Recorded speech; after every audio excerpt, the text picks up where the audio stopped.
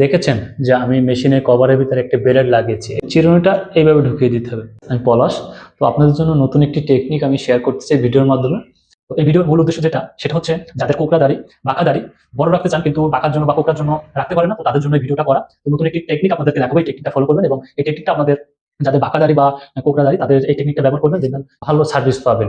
সর্বপ্রথম এই টেকনিকের জন্য প্রথমত আমাদের লাগবে একটা মেশিনের কভার, আর তারপরে লাগবে একটি জিলেট ব্লেড এবং একটি চিরুনি। এই ধরনের চিরুনি হলে ভালো হবে। তো এটা হচ্ছে নতুন জিলেট ব্লেড এবং এটা থেকে নতুন একটি ব্লেড বেরিয়ে আসবে। তো এটা আর কি আমি এই যে কভার, এটা যে মেশিনের কভার, এটাতে আসলে আমি এইভাবেই লাগাবো। যে দেখেছেন যে আমি মেশিনের কভারের ভিতরে একটা ব্লেড লাগিয়েছি, এটা কিন্তু নতুন জিলেট ব্লেড, এটা লাগিয়েছি এবং এরকম থাকবে এবং এই চিরুনিটা এইভাবে ঢুকিয়ে দিতে হবে। দেখেছেন যে চিরুনিটি কিভাবে কভারের ভিতরে ঢুকিয়ে আছে এবং এই যে ব্লেডটা কিন্তু চিরুনির সাপোর্ট এখানে খুব টাইট আছে। এবং দেখছেন যে আমার যে দাড়িটা, এটা আপনি একটু ক্যামেরা কাছ থেকে দেখা, এই যে দাড়িটা আঁকা বাঁকা। তো আমি যখন এই চিরুনিটা যখন এইভাবে টানবো, এই নতুন জিলেট ব্লেড টানার নিয়ম এই,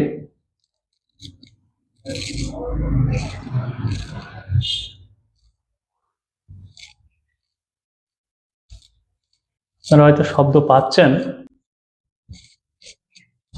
এটা হচ্ছে নতুন টেকনিক, আমার মনে হলো এটা আসলে দেখানো উচিত। তো এই যে দেখেন এতে চুল উঠেছে, তো এখানে কিন্তু সব বাঁকা বাঁকা দাড়ি, এটা হচ্ছে বাঁকা দাড়ি, সব এই আর কি বেলেটে পড়ে গেল।